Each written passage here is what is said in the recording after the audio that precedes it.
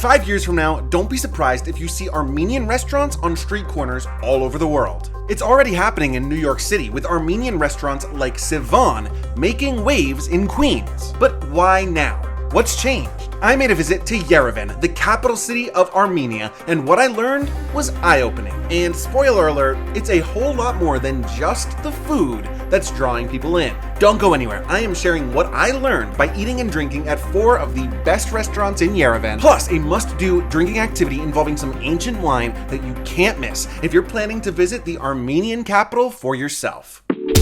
This smiling Armenian man is Sasha. He's the best. I can't wait to tell you about him. He runs this high-end restaurant in Yerevan called Berev Erev. I sort of stumbled into Berev Erev by accident. I was lucky enough to make some new friends, Rachel and Alexi, on a drinking tour earlier in the day. Now I'll explain the drinking tour a little bit later, but just know that by the end of it, we were all a little bit buzzed and a little bit chatty, and before I knew it, I had been invited to join them for this dinner reservation at Berev Erev. We walked in as soon as the doors opened at 6 p.m. We were greeted by Sasha before diving into a 5-course meal accompanied by 2 bottles of wine and a digestive. And since we came right at opening time, we were the only ones in the restaurant for about 30 minutes. That meant that Sasha was able to personally guide us through every flavor and every portion of the meal. My choices included a starter called Taste of Childhood, a delicious red pepper soup, open-faced dolma with apricot, and some pesto pasta that could rival just about anything in Rome. It made me laugh when Sasha warned us not to try this one weird wine on the menu. And we didn't. But I genuinely regret it because now I really want to try this weird wine. The food was great, but the best part was undoubtedly Sasha. He spoke and laughed and joked around with us the entire time. When Sasha found out that he was going to be in this YouTube video, he was so excited. Actually, can you do me a favor? Can you give Sasha a shout out down in the comments? I know if he's watching, he'll love that.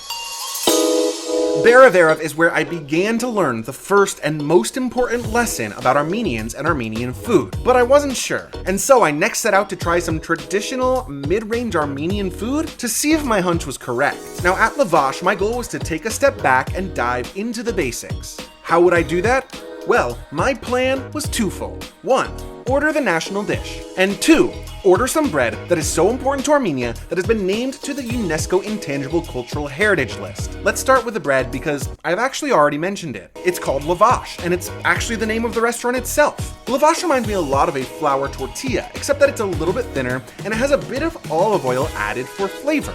Many places in Yerevan will provide lavash with your meal.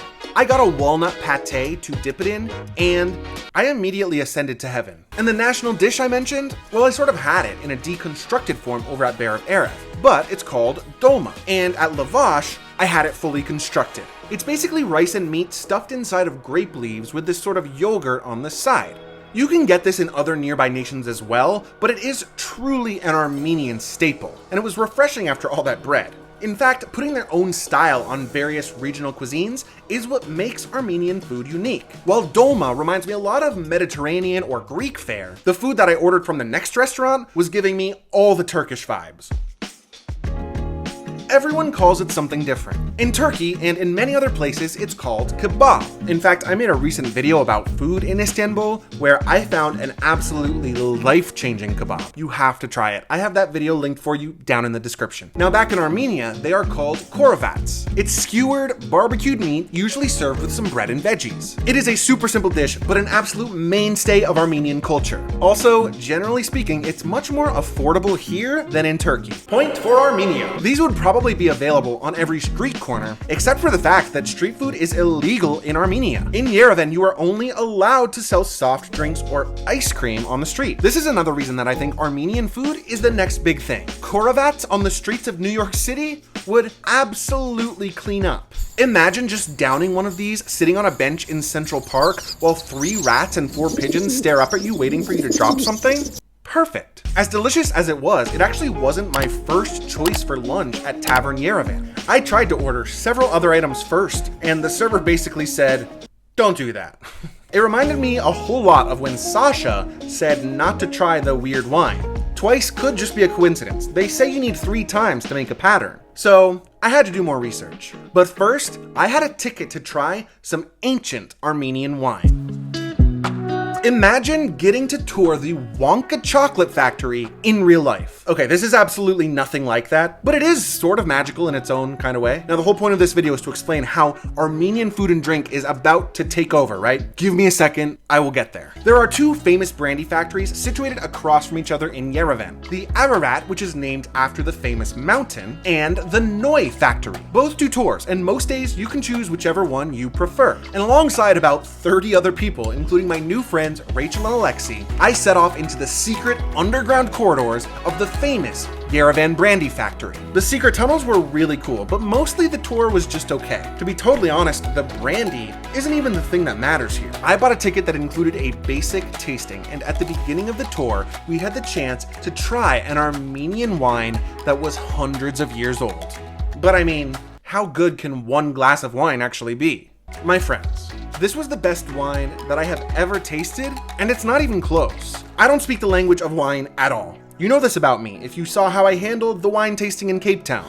Embarrassing. Link to that video is in the description. But this was the first wine that I have ever had that made me want to go full-on Tyrion Lannister from Game of Thrones. I wanted to bathe in it like a medieval king. The Noi factory no longer produces this wine. They now only make brandy. But Armenia knows something about wine that the rest of us don't. And I'm starting to think that they're keeping it a secret on purpose. I had one more restaurant to visit before my hypothesis could be fully formed.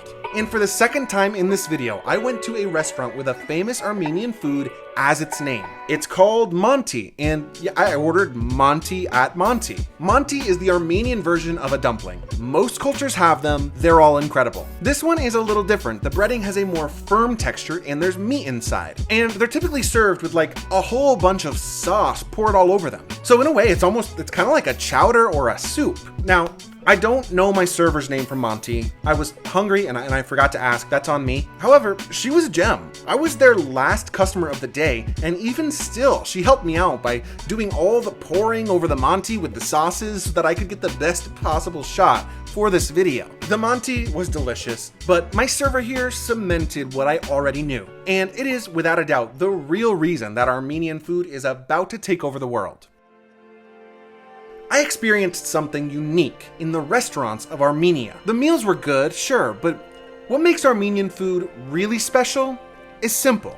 It's the people who prepare and serve it. As I sat in Baraverev and listened to Sasha struggle to tell us a joke in English because he thought we would appreciate it, and as the server in Tavern Yerevan repeatedly put honesty over cost as I tried to order things he thought I wouldn't like, or when I was the very last customer of the day in Manti and still got one-on-one focused attention even though you had to know that that entire staff was just drained from a long day of work. That's the secret sauce right there. Hospitality. The Armenians put the customers first. It's that mentality of actively welcoming people from other cultures through their food that sets them apart for me. The food is good, but I'll tell you this. If I stumble past an Armenian restaurant, I'm gonna visit because I know that I can expect to be treated with respect and with honesty by the staff. This country has made a lifelong fan out of me, and if you do happen to see an Armenian restaurant pop up in your neighborhood, do yourself a favor, pop in and order the weird wine.